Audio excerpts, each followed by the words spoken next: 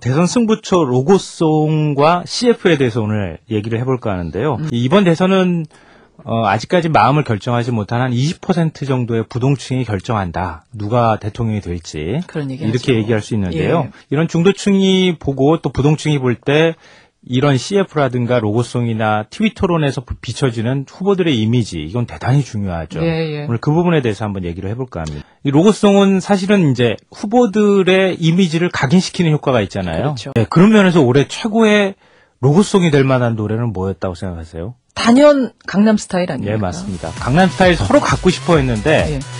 싸이 쪽에서 강남스타일은 안 된다, 이렇게 거부를 했다고 합니다. 누구도 못 준다? 네, 그렇죠. 아무래도 경제 불황이나 이럴 때에는, 70, 80 세대들은 아시겠지만 옛날에 디스코가 대유행했던 때가 있거든요. 예. 그때도 경제 불황이었던 시절이었어요.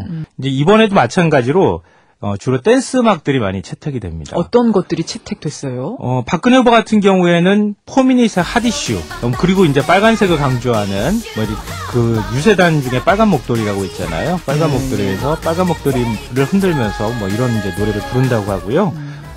지난 총선부터 티아라의 롤리폴리는 계속 이제 이번까지도 사용이 되는 것 같고요. 예. 문재인 후보 같은 경우에는 시스타의 소쿨을 사용한다고 하는데요. 후보가 등장할 때 신해철 씨의 그대에게. 이 노래를? 예, 그거를 등장할 때 어떤 배경음악으로 사용한다고 합니다. 그래요. 로고송도 그렇지만 이런 것도 사실은 후보 이미지를 각인시키는데 나름의 효과가 있어요. 제가 알기로는 이 노래는 그동안에도 많은 후보들이 탐냈던 노래인데 신해철 씨가 안 줬거든요. 예, 이번에 준 거네요. 예, 설득을 했다 그래요. 또 재미있는 점은 박근혜 후보 같은 경우에는 노래를 이어붙이는 멜로디를 형태를 이제 많이 만들었다고 하고요. 예. 문재인 후보 같은 경우에는 그 크리스마스 시즌이잖아요. 예. 그래서 캐롤을 가지고 만들었다 그래요. 이게 로고송이 거의 처음 등장한 게 97년이었어요. 97년도에 제일 유행했던 로고송이 DJ와 춤을.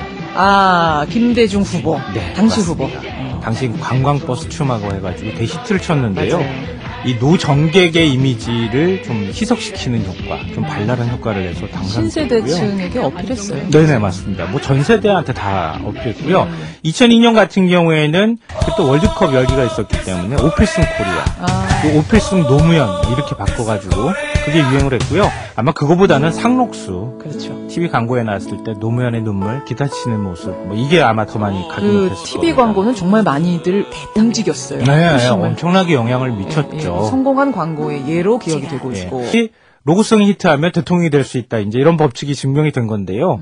TV CF도 어제부터 방영이 되던데 이거는 어떻게 보셨어요? 그래서 박근혜 후보 같은 경우는 신촌 테러를 소재로 해서 의지의 여성 대통령론을 얘기하는 것 같고요. 문재인 후보 같은 경우에는 서민적 풍모를 강조하는 이런 모습을 보이는데 박정희 노무현의 틀에서 양쪽 후보가 다 벗어나겠다 이렇게 지금 얘기하고 있는 것 아닙니까? 예. 그런데 그런 두 전직 대통령의 어떤 이미지를 다시 각인시키는 효과를 만드는 너무 낡은 영상화법을 쓴 것 아닌가 이런 생각이 좀 들고요. 점수는 저는 솔직히 잘 못 주겠습니다.